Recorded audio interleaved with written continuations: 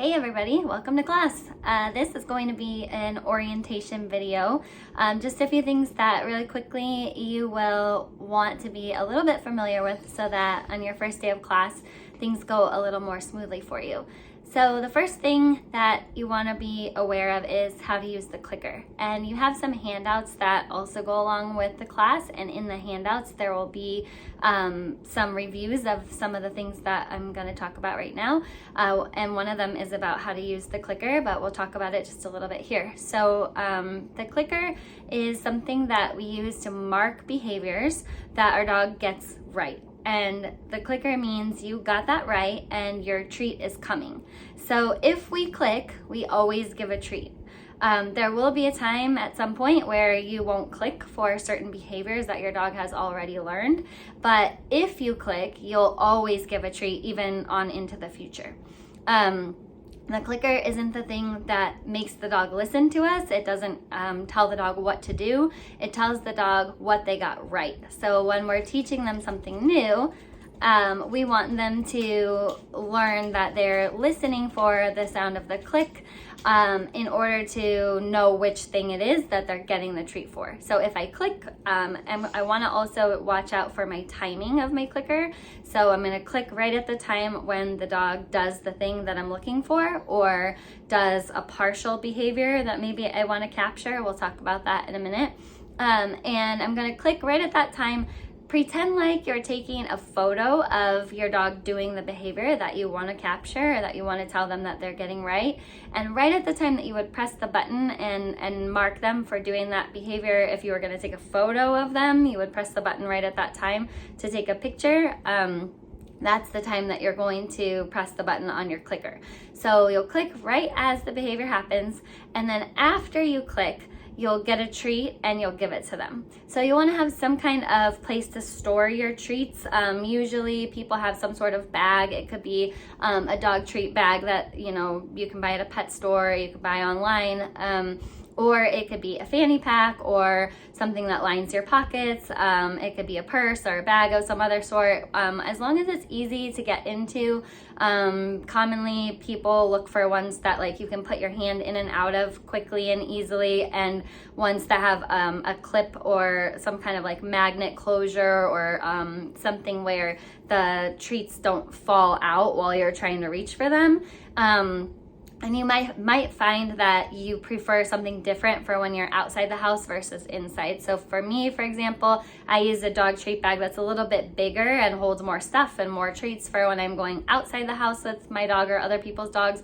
And then I will use a small version of that. There's little silicone ones or smaller types of pouches that you sort of just clip on easily to yourself. And I'll use that when I'm inside the house if there's something that I'm working on with the dog and I want to be able to capture it in real time, then sometimes that comes in really handy too. So we're clicking when the dog does the right behavior, right at the time that it happens.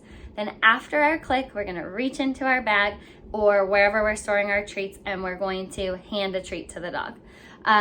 The way that you give the treats to the dog might make a difference. So you'll see in class that I'll do it different ways, and I'll explain the different ways that I'm doing it.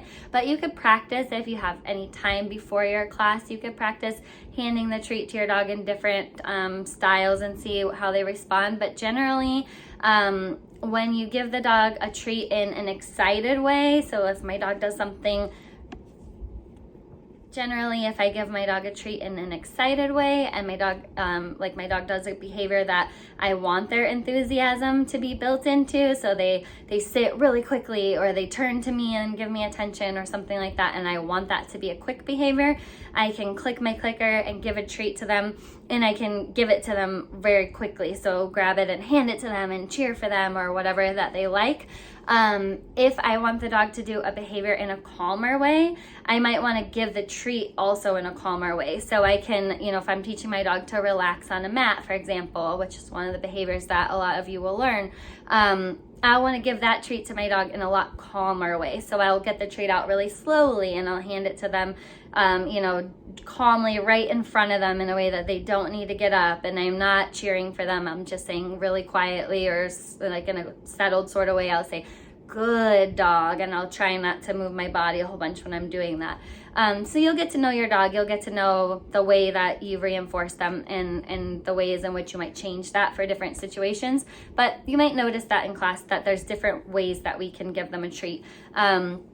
Also, we might give the treat in different placements depending on what we want. So for example, again with the mat behavior, if the dog's gonna go lie down on a mat and settle, but I'm really just working on the part where I teach them to just get themselves to the mat and settle, I might wanna do some repetitions with that behavior. So I might click them while they get to the mat and they lay down, and then I might toss the treat away from the mat so that they get up and eat the treat someplace else, and then they'll come back to offer the behavior again.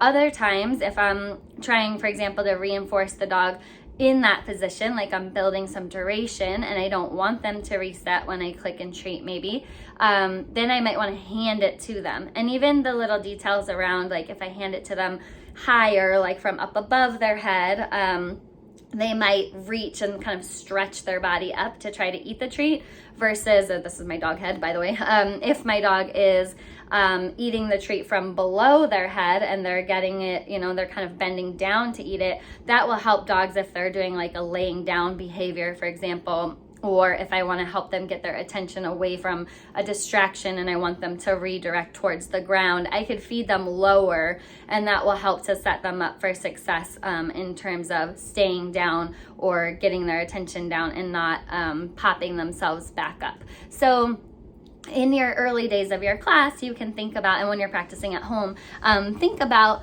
where you're reinforcing the dog in terms of like where you're putting the treats, how are you reinforcing them, like what sort of energy are you putting into it, and what are you using to reinforce them. So also you can do some tests with your treats to see that they like the treat in different environments, and that could change. Some dogs really appreciate a lot of novelty in their treats. Some dogs are more interested in just the one treat or a couple types of treats.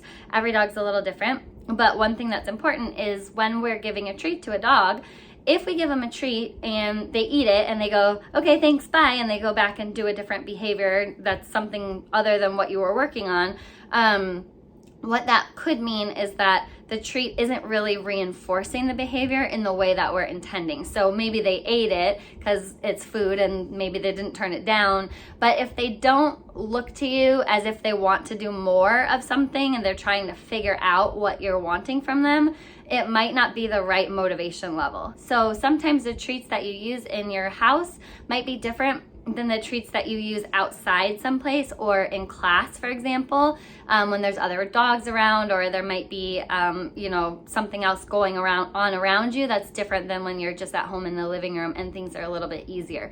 So test your treats, give one for free or for a simple behavior, let your dog eat it, and then see what they do next. If they look to you and they're like, wow, how do I get some more of that? Then that's probably a good treat for you to try to start with.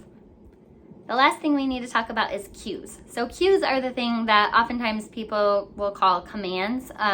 I purposely say cue because we're not commanding that the dog must do something. We're teaching the dog to respond to a word that specifically means do this particular behavior, and it will work out well for you.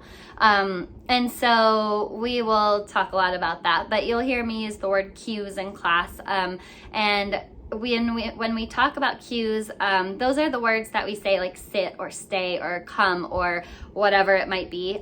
You can use any cues that you choose to name any behaviors that we learn in class. So for example, when we learn that mat behavior and we teach our dog to go and lay on a mat, you might choose to call that bed. The person next to you might choose to call it chill out or mat or place or settle.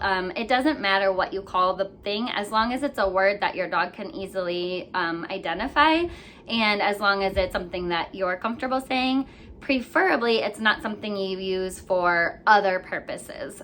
So we want it to be something that's sort of unique or just specific to the behavior that they're going to be doing. And then once we give a behavior a name and it has a cue, we want to make sure that when we say that cue, there's only one definition that the dog should be doing as far as behavior. So for example, if I say down, and what I mean is lie down on your belly with your arms out like this, and I also say down sometimes when I want my dog to get off of me, that's going to be really hard for the dog to figure out, because which one is which, right? You might see that you say down when you mean get off the couch, and then the dog just lays down on the couch, right? So we need to be specific, and we need to make sure that each of our cues has a definition that the dog can learn. And I'll help you with that. But when you give a cue, you also want to make sure that you try to only give the cue one time unless there's a real good reason to give the cue another time. So there'll be situations where you need to re-cue or repeat a cue for sure. But we don't want to do that randomly without thinking about it. And it's a really hard habit to break. So try, and I'll help you when you're when we're all working together.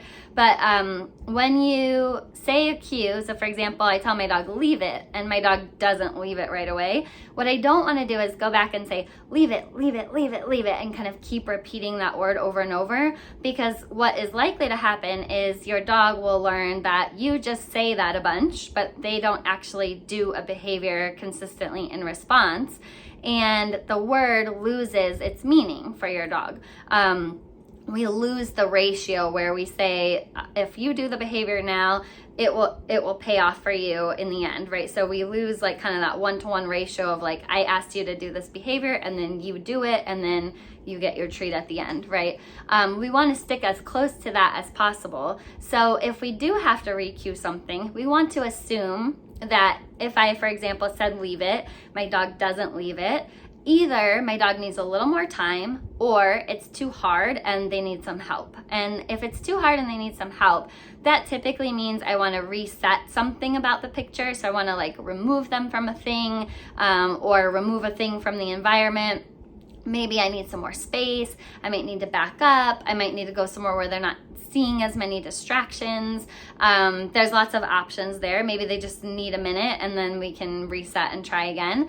And then sometimes they just need a minute to think. So if they're just standing there and they haven't responded yet, but they're also not doing anything undesirable, just wait for them and give them some time, let them try to process. And a lot of times they will come up with the answer and they'll surprise you and they'll get it right, and you'll have something that you can click and then give a treat to them for. So try to get in the habit of just saying your words one time when you give a cue, and just being really thoughtful about the process. If you choose to repeat the cue for some reason, just make sure that you've considered what that reason is and why you're choosing to re-cue. And that'll go a long, long way, and your dog will be set up for a lot of success.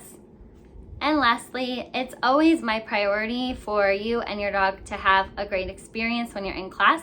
It can be hard. There can be a lot of distractions. We'll learn to work through those, and we'll set you and your dog up for success the best that we can.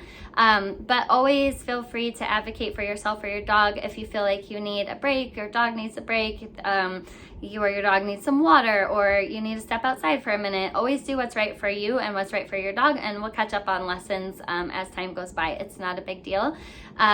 And in between your classes, if you have any questions, if you get stuck on anything, if you just want to share some progress that you made or some challenges that you're having, feel free to reach out to me. You can text me, email me, call me anytime, and we can always talk about the things that are going on with your dog or just questions that you might have, because there's a lot of information out there in the world, and I'm happy to help you try to dig through it to solve any other sorts of issues that you might be coming across as you're raising your dog. And we also have a Facebook group for students and alumni that you're welcome to join. If you haven't seen the link, let me know and I'll point you towards it.